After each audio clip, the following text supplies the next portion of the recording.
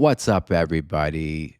Yes, you are looking at the closest thing to what would be called in Israel a crop circle. Okay, now you know what crop circles are. There was a time when they were all over the British countryside and the American countryside, and people were claiming that those crop circles were made by aliens, okay, or made by extraterrestrials.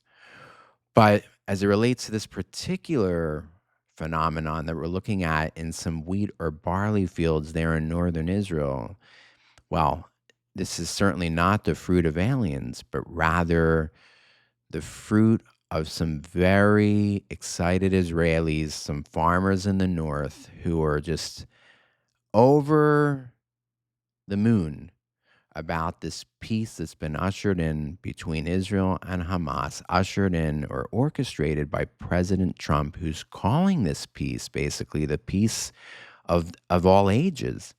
Okay, a peace to be enjoyed forever. Okay, a peace that will finally solve the conflict. Now, you would think that I would dedicate this episode to that piece, and I'm sure I'll have a lot to say about it, but I'm waiting for the pieces to settle, okay? Because there's a lot of moving parts to this piece that have not yet settled. For instance, the hostages are scheduled to be released on Monday or Tuesday. Israel is expected to withdraw all of its forces from Gaza. Israel is expected to give up hundreds, if not more, uh, mass terrorists, okay, people that have committed mass acts of murder, like a guy named Marwan Barghouti, who murdered dozens of Israelis in the Second Intifada. That's something that Israel is expected to do as part of this agreement. Hamas will be expected to disarm. That's what's expected of them, okay, besides they're giving back the hostages. And it's expected that Gaza will be governed by some sort of international force of Arab armies or Arab governments that Israel currently has peace agreements with, in addition to maybe some others from outside the region. There's a lot of parts to this peace that have yet to settle. And therefore, I'm choosing not to really give a detailed commentary on this peace till those pieces have settled. And therefore, Steve, what in the world is this episode going to be about if not about the peace taking shape in the Middle East? Well, I'm going to begin the subject of this episode with a story because, after all, we all love to be told stories. And my story has as its backdrop none other than Nazareth. The Nazareth associated with Jesus's childhood. Okay. But my story that takes place in Nazareth did not happen in the first century. My Nazareth story took place in 2016, shortly after President Trump won the election and started his first term. Now, I was at Nazareth Village with a senior ranking American official. This happens. I am a lead tour guide or a leading tour guide of the leading tour agency in Israel, okay, that works primarily with evangelical Christians. And this particular American dignitary or official is also an evangelical believer. And we're at Nazareth Village while the rest of the group is touring this mock village, okay, this village that was constructed on the grounds of the YMCA there in Nazareth to mimic, okay, the village of Jesus's day, while the group is touring the grounds of that village with Nazareth's own tour guides. I'm together with this high-ranking American official in basically a lounge that's set aside for those of us waiting for the tour groups. And this official and myself and the bus drivers and some of the other guides, we're enjoying some fellowship with one another, some good conversation, when suddenly the American official says to me, "Steve, excuse me, I need to leave the room. I need to take a very important phone call. So the official leaves the room, and the rest of us are looking at each other like, all right, what's that about? About 15 minutes later, this high ranking official comes back into the lounge and he tells the rest of us who were waiting, I just got off the phone with President Trump.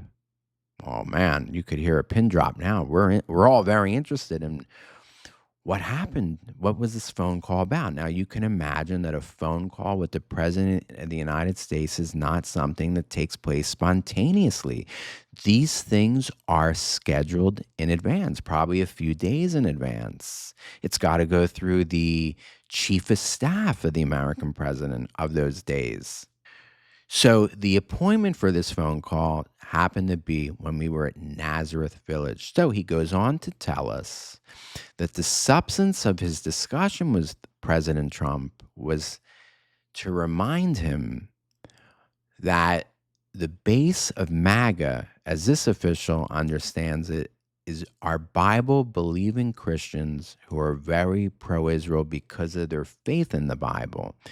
And he was concerned because the very first head of state that President Trump was welcoming to the White House in the days, those early days of his first administration, was none other than Mahmoud Abbas, the chairman of the Palestine Liberation Organization, or the Palestinian Authority that rules the territories of today's Judea and Samaria, or what the rest of the world calls the West Bank. And you see, this official was concerned because evangelicals played a huge role in getting President Trump elected that first time around. And he was afraid that now that President Trump has been elected, that President Trump will forget this fact and he'll sort of lose his path and go the direction of all the presidents that preceded him in trying to bring about a peace in the Middle East that requires Israel to basically give up a chunk of its territory to the Palestinians who are forever committed to Israel's destruction. Now, when this official concluded telling us the substance of the phone call, and we asked, of course, well, how did it go? What was your impression? Did President Trump, hear your counsel? When he was telling us about, his thoughts on this, I said to the official, you realize that Israel's future is not contingent upon the approval or even the support of the United States. Now, I'm going to repeat this because this will shock some of you to hear me say this. Israel's survival is not contingent, as everybody thinks it is. All the Muslims think it is.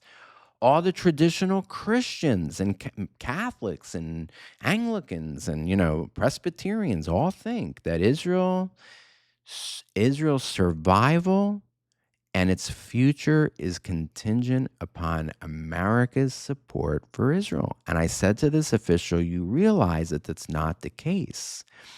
And he said to me, Steve, you're right. This phone call had nothing to do with securing Israel's future. He said, I asked President Trump for this phone call because I believe that America's future is contingent upon its supporting or being on board with God's plan for Israel in these last days. And he was 100% biblically correct. The problem is that position is not consistent with traditional Christianity's position on this issue. And nobody today represents that case or represents that worldview of traditional Christianity than Tucker Carlson. Tucker Carlson today is the public face who passionately defends traditional Christianity's view of things, which is that the Jews are no longer God's chosen people. Because as you'll see in just a moment in this clip that I'm going to show you from earlier this week, Tucker insists that God has no favorites based on DNA. Okay, and this is at the crux of Tucker's worldview. Now, this monologue of Tucker is not aimed at the Jewish people. Tucker's very clear about this. This monologue is aimed towards his fellow American Christians who he believes are in heresy. Okay, Tucker believes that most of America's Christians, he doesn't use this word, but I will, dispensationalists, okay, those who support Israel for biblical reasons, are basically furthering or canvassing or subscribing to what he calls the most ancient of all heresies. And Tucker's goal is basically to decouple those Christians and hopefully America at large, to decouple the country from what he believes to be a toxic relationship with this current secular state of Israel. So I'm now going to play the clip. It's very brief. It's only 3.5 minutes long, and it's very well presented. And then after you watch it, I'm going to spend the rest of this episode trying to untangle the webs that both Tucker and Christians who think like Tucker have spun. It is the web of confusion. Okay, so take a listen, and I'll be right back with you in just a few moments. And the last thing that I think we need to do to restore balance between the relationship between the United States and Israel, and to restore some sanity to the public conversation on this topic, is to get our theology right. And this is not a message aimed at Israelis or Jews. This is a message aimed at Christians, who are the largest group of Israel supporters in the United States. And their view of Israel is colored not just by sentimental attachment, which is fine, or trips to Israel, great, no problem, but by a Christian heresy, the oldest of the Christian heresies, which is that God somehow prefers some people based on their DNA. And of course, the whole point of Christianity is that that is no longer true, that there is no chosen people. The chosen people are people who choose Jesus. That is the Christian message right there. It's not an anti-Semitic message, by the way.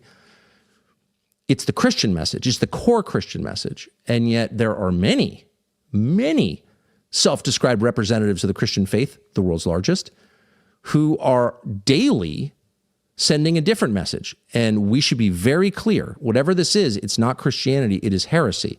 And among the many examples we could pick, we're going to go, because we couldn't control ourselves, with Lindsey Graham. Watch. To people in my party, I'm tired of this crap. Israel is our friend. They're the most reliable friend we have in the Mideast. They're a democracy, surrounded by people who would cut their throats if they could. This is not a hard choice if you're an American. It's not a hard choice if you're a Christian. A word of warning. If America pulls the plug on Israel, God will pull the plug on us. God will kill you if you don't support Bibi Netanyahu. That's what he's saying. And there are cheers, unfortunately, cheers when he said that God will kill you. He will pull the plug on you like a quadriplegic in intensive care. You're going to flatline unless you support the secular abortion-on-demand government of Israel. That's the Christian perspective, really. That God loves some people more because of their DNA, that is not the Christian message. That's the opposite of the Christian message. The Christian message is universal. That's the whole point of it. The chosen people in Christianity are those who choose Jesus. The entire New Testament is that story. And anyone who says otherwise has not read it or is lying. God does not prefer you because of your DNA or anyone else because of their DNA, period. So the fact that people can stand up in the United States in 2025 and say something like that, and by the way, not even make the case, just invoke the power of God as a weapon. He will kill you. He'll pull the plug on your country unless you go along with this. We need more war. Listen to yourself. And it's not just Lindsey Graham. It's the Speaker of the House, Mike Johnson. It's a lot of people, some of whom are very nice people. People have dinner with them. They seem perfectly normal. But this is a heresy, and it's deranged. And you know it's deranged because it is a justification for killing the innocent. And in Christianity, if there's one thing that's crystal clear, It's that Christians cannot abide the killing of the innocent. People who have done nothing wrong cannot be killed. That's a sin. You are not allowed to do that, period. And if you find anyone leveraging the message of Jesus to justify the killing of innocents, that person is committing heresy. Okay, so there you have it. Tucker has made a very concise, articulate case for traditional Christianity. In fact, I can see a lot of people among you who are Israel supporters potentially being drawn into the worldview that Tucker just stated, which is that God has no favorites, either collectively or individually among people based on their DNA, that the New Testament gospel is targeting humanity at large, and that gospel is universal in scopes, not parochial, not tribal, not based on DNA. Okay? Is Tucker right? And where is this confusion that I'm going to assert that Tucker is sowing among America's Christian population that regularly follows him or follows his channel, which has been obsessed with Israel, okay, for the last couple years, but especially in the last couple months. So here's where the confusion lays, and this is where I need to begin to detangle the web, which is this. As it relates to New Testament salvation, Tucker's right. Okay, the gospel is for everybody. It clearly says this in the New Testament, to the Jew first and to the Gentile. The book of Ephesians speaks of a one new man, okay, in the Messiah, that, no Jew, no Gentile, no male, no female. Okay, that's very important. People like to quote that verse just as it relates to Jew and Gentile without relating to the full verse, which also mentions male and female. In other words, all the lines of the past, Jew and Gentile especially, are no longer relevant. And all these Zionist Christians, all these dispensationalists, have wedded themselves to something at best that's now an anachronism, okay, a bygone era of Old Testament times, and at worst, as Tucker says, an ancient, in fact, the most ancient of heresies. But where Tucker is wrong is that nowhere in the Old Testament or the Hebrew Bible does God say that he's preferring a particular nation for New Testament salvation. For you see, God's covenant with us, the Jewish people, the Abrahamic covenant, has nothing to do with the afterlife, has nothing to do with heaven, has nothing to do with hell, but it is entirely related to the here and now, to this current age as it relates to Israel being forever chosen as God's chosen nation and God's vehicle here on earth. Okay, again, nothing I'm going to share with you over the next few minutes will claim that we, the Jews, have been forwarded to the front of the line as it relates to the gospel of salvation, okay? Or, that the blood in my veins, which I'm very proud of, my ancient Jewish blood, okay, which is that ancient Jewish bloodline, which has been under such attack for the last couple thousand years by the Pharaoh of Egypt that wanted to do away with it, by the Spanish inquisitors that tried to get rid of it, and by most recently Hitler, of course, who tried to extinguish us from the earth. As proud as I am of that bloodline, I acknowledge, and I think most Jews would acknowledge, that it doesn't put me at the front of the line for New Testament salvation. But the problem is that this covenant between the God of the Jews and us, the Jewish people, which is forever, never had anything to do with New Testament salvation. It has everything to do with setting us aside, of choosing us over the other nations of the world as it relates to the statehood, okay, or to the nationhood of Israel here on earth. That Israel, yes, even secular Israel, is God's chosen polity, the polity through which he has revealed himself through the ages, and he's continuing to reveal himself in this age to those Gentiles willing to look upon this incredible act that's happening in the Middle East, this regathering of the Jewish people to the land of Israel, as was foretold by every single prophet of the Bible. That this greatest show on earth, if you will, for those Gentiles who are willing to look at it, should be received with joy, because nothing in the last couple thousand years validates the truth or veracity of Scripture, the accuracy of the Bible, than this current regathering and rebirth of Israel, consistent with the parameters of the Abrahamic covenant, which is not New Testament salvation. Okay, so that's what we need to untangle here. Tucker and others like him are forcing onto the whole of the Bible New Testament theology. The problem is that most of the Bible, 4/6 of the Bible, what they popularly call the Old Testament, does not relate to eternal issues at all. Okay?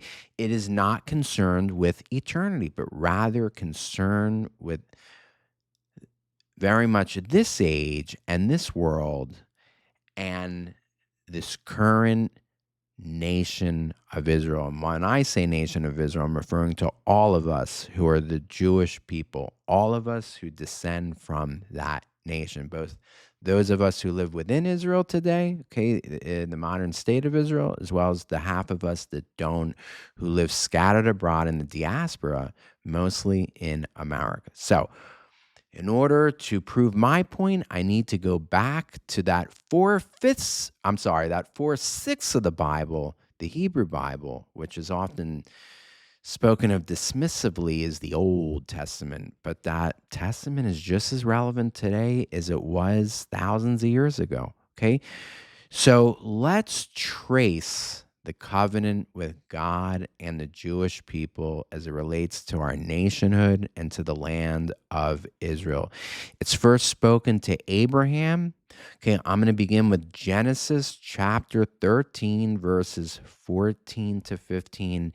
And then I'm going to move on to speak of how this was passed on to Isaac, and then afterward passed on to Jacob, and that it is clearly or unambiguously stated that this is for the land of Israel, not for heaven, okay, not for the afterlife. This is for a particular land, and that the parameters or statute of limitations, if you will, is forever. It never expired. Okay, so let's begin in Genesis 13, verses 14 to 15. The Lord said to Abraham, after Lot had separated from him, lift up your eyes and look from the place where you are, northward and southward and eastward and westward. For all the land that you see, I will give to you and to your offspring forever. Okay, there we go. In that first verse, everything we need to know about this covenant with the Jews is stated precisely and concisely in just 2 verses of the Bible. It has to do with land, not with heaven, and it is forever, which means it's just as relevant in the year 2025 as it was in the very first year of the first century when Jesus came and he died and was resurrected. Okay, nothing changes that. Nothing that happened in that New Testament story changes anything that I just read to you in Genesis 13, 14 to 15. Okay, moving on to Genesis chapter 17, verses 7 to 8. And again, okay, it can't be stated any more clearer. And I will establish my covenant between me and you and your offspring after you throughout their generations for an everlasting, there it is, covenant, to be God to you and to your offspring after you. And I will give to you and to your offspring after you the land of your sojournings, all the land of Canaan for an everlasting possession, and I will be their God. So, there in this verse, each of these truths is stated twice. It has entirely to do with land, and it's forever. Okay, no mention here of heaven, no mention here of salvation, nothing related to the gospel here, because not all the Bible is about the gospel.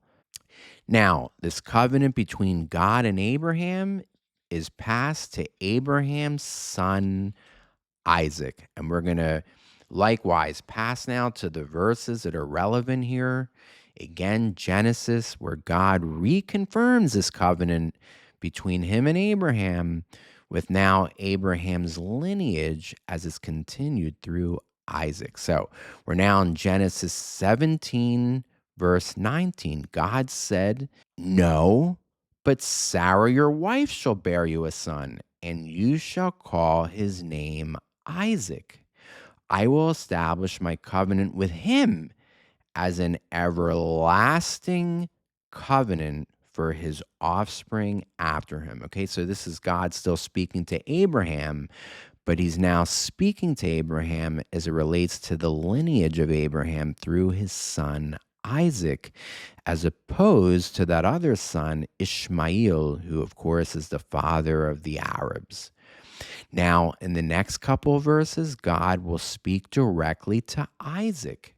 And we're picking things up here in Genesis chapter 6, verse 3. This is God now speaking to Isaac.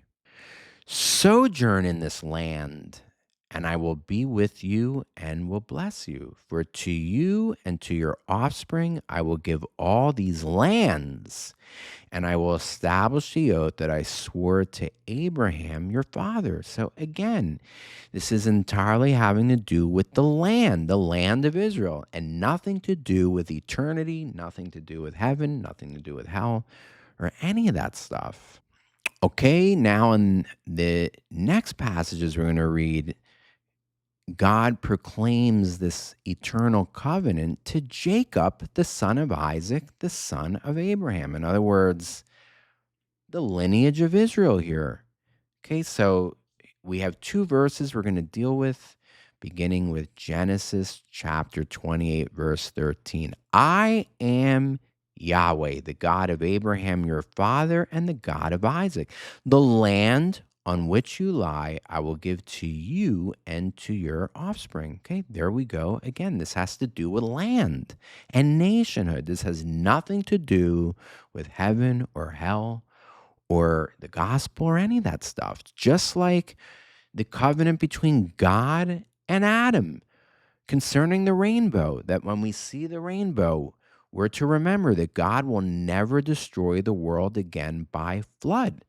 That's still valid to this very day. And that too has nothing to do, that covenant has nothing to do with heaven or hell or any of that stuff.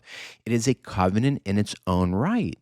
And we're not to conflate, as Tucker does, and not just Tucker, but traditional Christianity, all these covenants. Okay, all these covenants are just smashed together, mishmash, under the rubric or title of the Old Covenant. Okay. Lastly, I'm going to read this verse from Genesis. Actually, lastly, from Genesis. I still have another verse I want to share with you from the Bible, but at least as it relates to our last verse in Genesis, again, this is spoken to Jacob. Genesis chapter 35, verses 10 to 12. "And God said to him, your name is Jacob. No longer shall your name be called Jacob, but Israel shall be your name. So he called his name Israel. And God said to him, I am God Almighty. Be fruitful and multiply. A nation and a company of nations shall come from you, and kings shall come from your own body. The land that I gave to Abraham and Isaac, I will give to you, and I will give the land to your offspring after you." Well, folks, I don't think it can get any clearer than the verses that I just read from the book of Genesis as it relates to the Abrahamic covenant. Again, it has to do with land, not with eternity, not with life after death, not with salvation, but land in the here and now, in this current age, that God is giving to a particular people forever, the nation of Israel. And God has every right to do this as the sovereign of the universe. Just as he sovereignly gave Ireland to the Irish and Greece to the Greeks, he has sovereignly chosen to give the land of Israel, all of it, to those of us known as the people of Israel or the Jewish people, whether the world likes it or not, or whether we, the Jews, like it or not.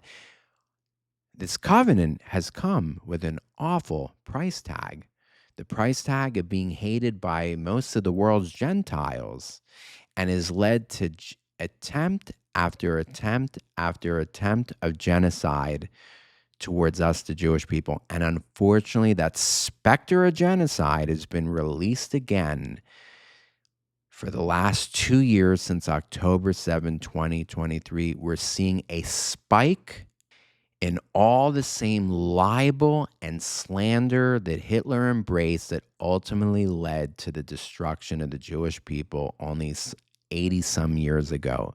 It's being revived in our day. And therefore, I'm telling you, this Abrahamic covenant, God's choosing us, the Jewish people, has come with a major price tag. It's a gift that keeps on giving, and I mean that very cynically and negatively, okay? Because there may be more genocides to come, okay? More genocidal attempts on us to come.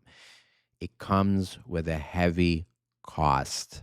And what bothers me about it is these ingratitude, these ingrates like a Tucker Carlson's of the world that don't admit that all this, God's choosing the Jewish people, was ultimately to further what is the redemption story that would end up being touching all of you. All of you are benefiting. All of you who are truly born again Christians have profited from the role and example that the Jews have played in that plan, in that redemptive history throughout all of history. It's for that we're being cut down, and for that we're being hated, and for that we're constantly being at war with our neighbors. It's for that we live by the edge of the sword to this very day. For God's role that he has assigned us in his redemptive plan for the world. And if I could have it my way, I would not have had us chosen. I would choose out of the plan, even if it meant this whole redemption story not happening for the world, because the price that we, the Jews, are continuing to pay for it is just too much. It's just too much. Now, I'm moving on to Jeremiah chapter 31, okay? Because the Tuckers of the world who don't take Genesis seriously, for some reason, they're tone deaf or really deaf to that word forever, forever, forever, forever, showing up in every one of these discussions or proclamations between Yahweh and Abraham, Yahweh and Isaac, Yahweh and Jacob. For some reason, that's not enough for these people. Okay, so maybe you would think Jeremiah 31 here, verses 35 to 7 would seal the deal with the Tucker Carlsons and Candace Owens of the world. Let's read it, okay? So, thus says the Lord, who gives the sun for light by day, and the fixed order of the moon and the stars for light by night, who stirs up the sea so that its waves roar. The Lord of hosts is his name. If this fixed order departs from before me, declares the Lord, then shall the offspring of Israel cease from being a nation before me forever. Thus says the Lord, if the heavens above can be measured, and the foundations of the earth below can be explored, then I will cast off all the offspring of Israel for all that they have done, declares the Lord. There it is, folks. It's there for anybody willing to see it, that God's choosing of us, the nation of Israel, is forever, and it's driving the world events of our day for those that have eyes to see and ears to hear and a heart willing to embrace and understand these things. Now, I want to take something else up that Tucker says incorrectly, which is not only are the Jews not chosen in any way anymore, but the true chosen people, according to Tucker, are those individuals that have chosen Christ and have entered into the new covenant of salvation. Well, Steve, what's your problem with that? That's the gospel, isn't it? It sort of is, but Tucker deviates from an important truth in that proclamation, which is that we didn't choose Jesus, folks. There's not a single saved person listening to this or watching this who chose Jesus, but rather the gospel proclaims that Jesus chose you. And this couldn't be stated any clearer than in John chapter 6. Now, what happens in John chapter 6? Which I don't have before me right now, which means I'm going to paraphrase it. It's when Jesus multiplies the bread and fish for a second time. Okay, you remember that miracle? And after the multiplication of the bread and fish, Jesus then crosses the Sea of Galilee to the other side. But all this throng of people that he fed the day before want more. Okay, so if you remember, they walk around the lake that he just sailed across in the boat to the other side looking for him. And when they find Jesus, Jesus says to him, I know that you didn't come to me because of the signs and wonders that I've just done, but you've come to me because you want to be fed. You want more food. And Jesus then launches into one of the most central, amazing, okay, pivotal, of course, but most insightful teachings in all the New Testament, okay, where Jesus basically teaches that only those that drink his blood and eat his flesh belong to him. Now, of course, for those of us that aren't Catholic, okay, we believe, correctly in my opinion, that Jesus is not referring to what the Catholics believe about the Eucharist, okay, but rather Jesus is speaking of those that partake in him, those that partake in his salvation, those that go to the word every day, okay, which is likened to a fountain of everlasting waters that keep rising from, the well, okay? And then as Jesus concludes this teaching, we're told that many who followed him until that point walk away because they're confused on this whole issue about having to drink his blood and eat his flesh. And Jesus then says to his remaining disciples who don't walk away, are you staying with me at least, or are you walking away? And they look to him and they say, well, basically, yeah, we have nowhere else to go. And then Jesus says something very important here. He says, I chose you. You didn't choose me. And this is at the heart, folks, of the gospel. None of us who are saved because of what Tucker says, that we chose him. We chose Jesus. That's not the gospel. Rather, the gospel teaches that there's people who God chose to be in him. And if you're born again today, then thankfully you're one of those people. Okay. I know myself to be one of those people. Okay. I didn't choose him, he chose me. And this is where the whole Israel thing so nicely dovetails into that gospel that I just shared with you, which is this. In the same way that God chose us, the Jewish people, for the land of Israel, regardless of our, for our not being, we're not the greatest of nations, we're not one of the more populous nations, There's nothing that distinguishes us. The Bible says God chose the nation of Israel for that Abrahamic covenant of nationhood for the land of Israel entirely out of grace. Okay? Unilaterally extended to us that covenant. It's not based on our behavior or our response to it, but it has been unilaterally extended by the God of the Bible to us, the Jewish people, forever. And you would think that the Christians like Tucker would embrace that as the ultimate paradigm for this gospel truth.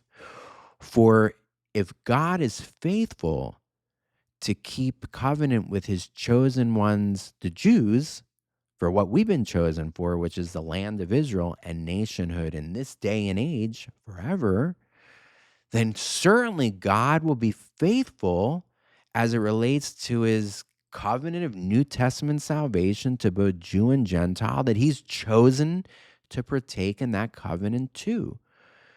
But the converse is also true, folks, which is that if God is not faithful to keep his everlasting covenant with the Jews concerning those affairs that he's promised, or, that he's relating to as it relates to us, the Jews, nationhood and the land of Israel forever, then you, both Jew and Gentile, as it relates to the new covenant of salvation, have no reason to have any faith or feel any security or trust in that covenant either. For if God is unfaithful in his dealings with us, the Jews, as it relates to that original covenant, then God cannot be trusted to keep faith for this new covenant. Now, of course, that's blasphemy. That's slanderous, and that's not true. God is faithful to keep covenant as it relates to the covenant of New Testament salvation.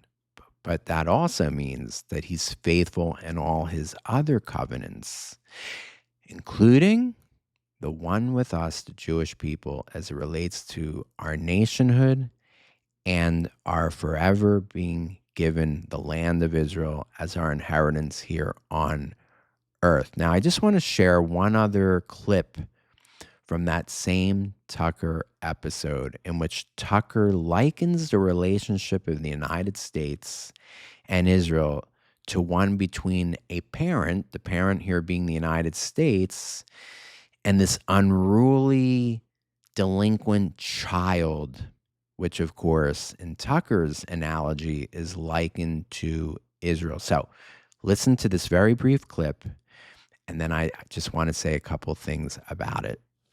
And that leads to the second thing that we can do to fix this truly unhealthy relationship, this poisonous relationship, which is getting worse, by the way. It's breaking our society into pieces. It's truly hurting the Trump administration. The second thing we can do after getting global perspective on what we're actually talking about here, a tiny country that is, in the deepest sense, insignificant to the United States, the second thing we can do is get some freaking self-respect and stop being ordered around by a client state. That's not good for us. It's not good for them. It's not good for anybody. It's like being screamed at by your children. No normal parent would allow that because it's totally destructive. It's not good for you, and it's not good for the child. And that is exactly the relationship that we have with the state of Israel. In fact, not in theory, in fact, it is a huge country and a tiny country. The huge country supports the tiny country. And that's a pretty nice thing to do. Whether it's wise or not is a whole separate conversation. But if you're going to have that relationship, a parent to a child, you cannot be yelled at, humiliated, spied upon, bossed around by the child. Okay, so there you have it. According to Tucker's theology and political philosophy, America's the parent and Israel is the unruly child that, needs to be reminded that it's the child. And if it can't be reminded of that, then needs to be, corrected as a wayward child. Is Tucker right about that? What's the Bible's view on that? The Bible's view is that both America and Israel derive all their wealth, prosperity, and good tidings from the Father of grace, the Father of both of us, Yahweh, the God of the Bible. It's from him through whom all blessings flow, both to the Jews as well as to the Americans. The day that America forsakes Israel, is Lindsey Graham maintained. And here Tucker was, of course, so dishonest in what Lindsey Graham said in that earlier original clip that I showed you. Lindsey Graham did not say that if America betrays Israel, God will kill us. God will kill America. Okay, God will put America to death. Here, Tucker is resorting to hyperbole to discredit the straw man in the room, which is the dispensationalism or biblical literalism represented by Lindsey Graham there, or by the official that I was speaking of at Nazareth Village in my story at the beginning, or by many of you, okay, who fall into that camp of biblical literalism and dispensationalism.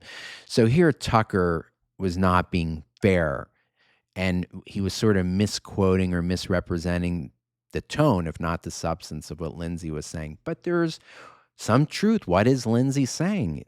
Here it's a biblical truth that the blessings that flow to America largely today, we're talking about a backslidden America that for the most part has forsaken the gospel and is continuing its descent into grosser and grosser sin and deception and rebellion. Now, of course, we hope, and I hope, that there's revival, and it may have started with this whole, assassination of Charlie Kirk and what's happened since. But look at how all the good that started to blossom, in the recommitting of Christians, or the salvation of new Christians that was taking place at Charlie's memorial service that was broadcast to over 100 million people in the world.